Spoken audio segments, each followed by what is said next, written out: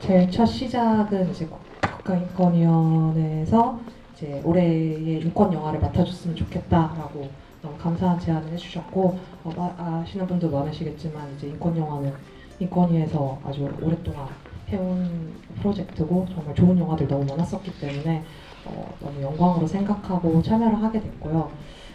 근데 인권이라고 하면 또 되게 주제가 많잖아요. 그래서 그 중에 어떤 걸 하면 좋을까 하다가 가장 최근에 저를 제일 고민하게 만들었던 거는 이제 코로나 당시에 어떤 개인의 자유와 또 국가의 통제와 그 사이에 있었던 논쟁들에 대해서 사실 어느 한쪽이 우세하다고 딱 잘라서 말할 수 없는 그런 논쟁들을 계속 지켜보면서, 그럼에도 불구하고 그때 일어났던 인권 침해에 대해서 이야기를 하면 좋겠다라는 생각이 좀 들었고, 그러다 보니까 좀 자연스럽게 좀비 이야기로 좀 비유를 하면 재밌을 것 같았고, 또 하다 보니까 좀비 자체가 코로나뿐만이 아니라 굉장히 다양한 우리가 되게 사회에서 소외시켜버리고 격리시켜버리고 싶어하는 그런 존재들에 대한 비유로도 읽혀질 수 있을 것 같다라는 확장을 계속 염두에 두면서 작업을 했습니다. 그래서 그러면 좀비 영화를 만들어야 되는데 무슨 영화를 만들까 하다가 좀비랑 사람이랑 뽀뽀를 한번 하는 영화를 만들어야겠다라고 일단 마음속에 정해놓고 그 아이디어를 기반으로 이야기를 쌓아 올라갔던 것 같아요.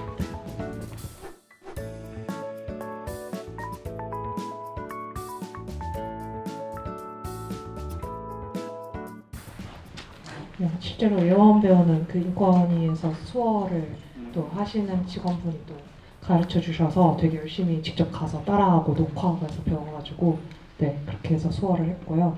이름은 사실 이제 좀비라는 이름이 먼저 나왔어요. 그러니까 계속 시놉시스나 이렇게 쓰면서 이제 좀비 이름을 못 정해서 막 좀비는 남자는 뭐 이렇게 쓰다가 이름을 지어야 이제 진행이 되는데 하다가 저희 이제 PD이자 저랑 같이 각본을 한 정조은 PD가 이제 저희끼리 그냥 농담 따먹기식으로 막 하다가 조은비 어때 조은비 이런 식으로 해가지고 먼저 조은비 이름이 정해지고 나니까 그러면은 원래 여자 주인공 이름 뭔가 달랐는데 여기에 상응하는 또 약간 반대되는 듯 하면서도 상응하는 이름을 짓는다면 뭐가 좋을까 이러다가 사나히라는 이름이 또 나왔습니다.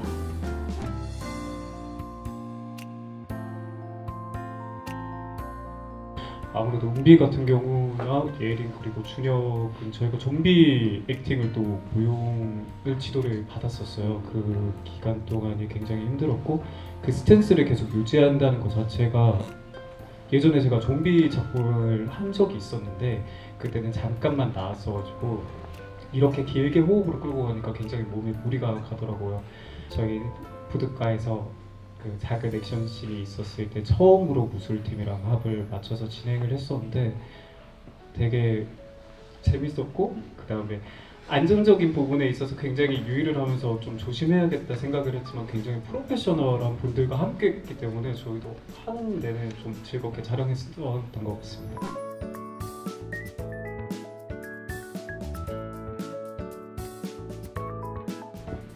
질문이 너무 예리하셔가지고 소수자 얘기를 읽으면 거기서 좀 부딪히죠. 맞아요. 근데 변명이 아니고 거짓말 지어내는 게 아니고 진짜로 원래 엔딩은 좀 달랐어요.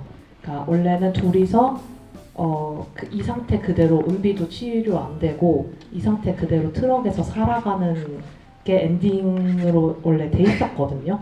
그러다가 이제 치료제가 개발됐다는 소식에 이제 기뻐하면서 치료제 그 예약을 잡으려고 막 하는 걸로 엔딩이었었는데, 저희가 이제 양양 쪽에서 이제 엔딩이랑 그 부산항 씬을 다 찍었었거든요. 근데 저희가 한 2회차인가 3회차인가 그쪽에서 찍고 폭설이 내렸어요. 그래서 접고 일주일 뒤에 다시 갔는데 그 전날에 또 폭설이 내렸어요. 그래서 도무지 안 되겠어서 이렇게 되면 눈을 찍고 영화를 끝내야 되는구나 라는 생각이 들어가지고 부랴부랴 시나리오 다시 쓰고 코디 다시 짜고 배우들도 갑자기 다시 외우고 해가지고 근데 생각해보니까 또 은비가 또 이 분장 안 한 모습 한 번쯤 영화에서 예쁘게 보여주는 것도 나쁘지 않은데 이렇게 자기 합리화하면서 그러면서 엔딩을 이렇게 좀 급하게 바꾼 면도 있어요. 네.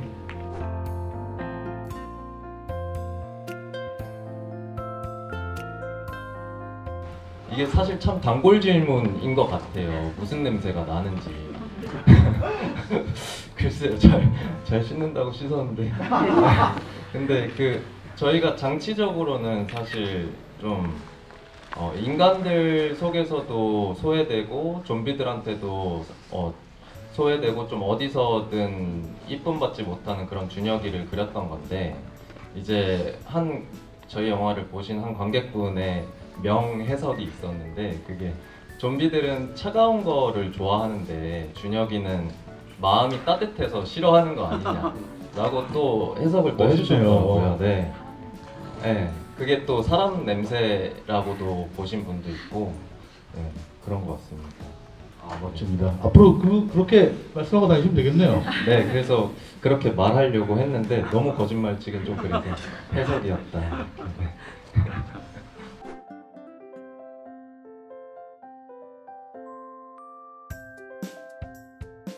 사실 고민이 좀 많이 됐긴 했어요. 왜냐면 소수자를 연기를 해야 하다 보니까 또 어쨌든 캐릭터 자체가 또 욕도 하고, 근데 또 좀비인 상태에서 어떤 그런 감정적인 것들을 표현하는 게 자칫 잘못 표현하면 우스워지거나 이렇게 좀 폄하하듯이 뭔가 제가 표현이 될까봐 그 부분이 너무 조심스러웠고, 그래서 감독님이랑 이 좀비 언어에 대해서 정말 고민 많이 하고 같이 만들어서 표현의 어떤 단계를 좀 조정을 하는 시간을 풀이하면서 많이 준비를 했고, 그러니까 대사에 맞게 소리를 맞춰서 내려고 노력을 많이 했어요. 그래서 그냥 다른 거 사실 생각 많이 하지 말고 그냥 어쨌든 인간으로 남아있는 상태이니까 그냥 사람일 때의 예린을 연기하자.